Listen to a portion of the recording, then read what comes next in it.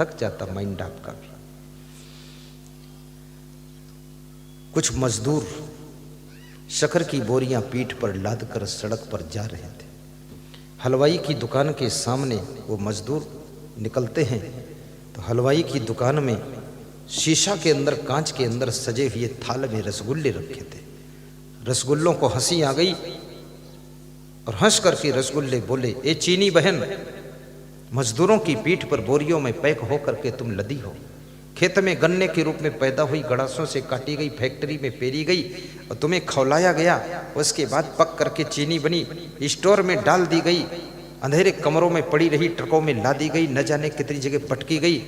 और तेरी जिंदगी एक है और दूसरी मेरी जिंदगी है। सम्मान के साथ थाल में सजा हुआ बैठा हूं, ग्राहक आता है, हर कीमत चुका करके मुझको लेना चाहता है। क्या मेरी जिंदगी का सम्मान है, क्या तेरी जिंदगी का अपमान है? तो चीनी बहन ने कहा, रसगुल्ले भाई बहुत नाज नखरे के साथ बात मत किया करो, जब तक मैं तुम्हारे साथ में हूं तब तक तुम्हारा नाम रसगुल्ला है, और मैं जिस दिन साथ छोड़ दूंगी उसी दिन तुम केवल गुल्ला गुल्ला रह जाओगे, रसगुल्ला नहीं कहे जाओगे।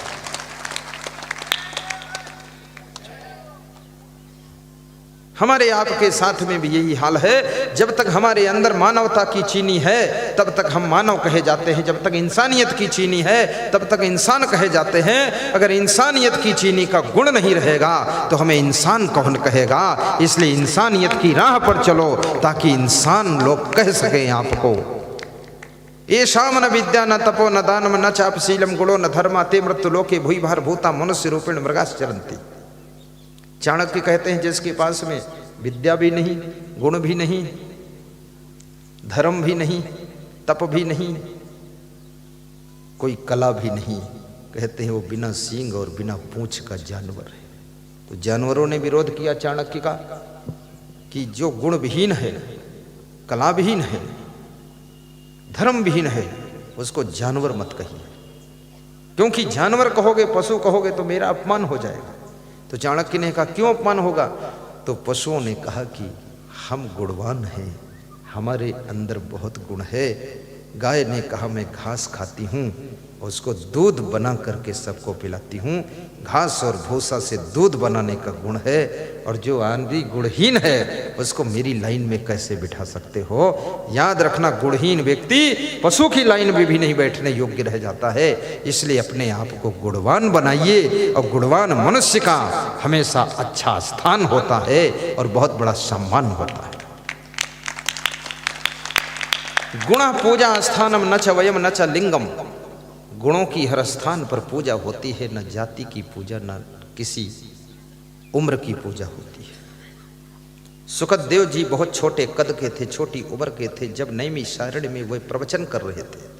88,000 ऋषि मुनि, बड़ी बड़ी उम्र के लोग वहां श्रवण कर रहे थे। सुखदेव जी जब आते थे व्यास गादी पर, 80 साल की उम्र वाले भी खड़े होकर उनका सम्मान करते थे। तो सुखदेव ने कहा कि आप लोग इतने बड़े हैं उम्र में, आप मत खड़े होइए। तो वहां पर एक प्रश्न आया था कि बड़ा कौन है? तो उसका उत्तर मिला था, धनम वृद्धा, वयम वृद्धा, संबंधम वृद्धा, पदम वृद्धा, ज्ञानम वृद्धा, सर्वम वृद्धा भवेत्। जो धन में बड़ा है वो भी बड़ा है, जो पद में बड़ा है वो भी बड़ा है, और जो रिश्ते में बड़ा है वो भी बड़ा है, जो उम्र में बड़ा है वो भी बड़ा है। लेकिन सब बड़ों में बड़ा वो है जो ज्ञान में बड़ा है, वो सबसे बड़ा होता है। इसलिए सुखदेव हम तुमको नमन करते हैं, क्योंकि तुम ज्ञान में बड़े हो, इसलिए सबसे बड़े हो। जब राजा परीक्षित को श्राप हुआ कि तक्षक नाग के डसने से तुम्हारी मृत्यु होगी, तो राजा परीक्षित ने जानकारी किया कि तक्षक नाग के डसने से जिसकी मृत्यु होती उसकी सदगति नहीं होती आत्मा की, तो कैसे सदगति मेरी होगी? तो उनको बताया गया कि तुम भागवत कथा सुनो। तो वे व्यास जी के पास गए और व्यास जी से कहा कि तुम ही भागवत कथा सुनाओ, क्योंकि भागवत ग्रंथ की रचना करने वाले व्यास जी हैं।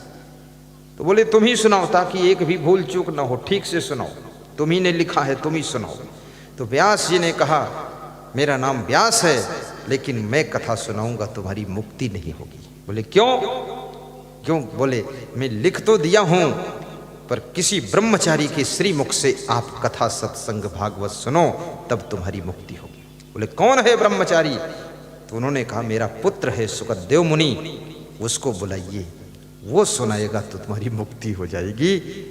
याद रखना, शुकदेव आते हैं, व्यास जी उनके पिता हैं।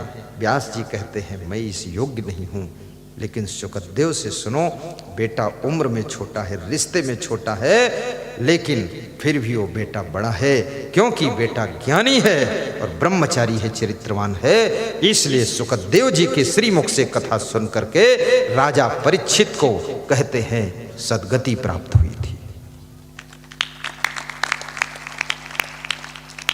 आपकी भी सद्गति हो, आपको कोई तक्षक वच्छक नाक नहीं डसेगा, कोई टेंशन की बात नहीं, ऐसे भी तुम्हारी मुक्ति हो जाएगी। अब शुकदेव मुनि ढूंढे मिलेंगे नहीं, लेकिन शुकदेव कौन है?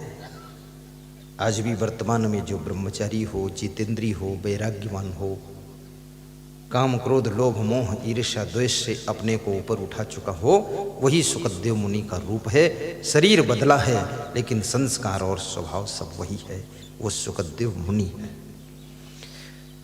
सब माताओं बहनों को भी मैं धन्यवाद देता हूँ, और चौपाई एक बार गाइए, फिर आगे की बात बताता हूँ। तभी मारीचे हृदय अनुमाना, न वही विरोधे नहीं कल्याणा। तभी मारीचे हृदय अनुमाना, न वही विरोधे नहीं कल्याण। कौन कौन नौ? शस्त्री मरमी प्रभु सठ धनी, वैद्य बंदी कवि।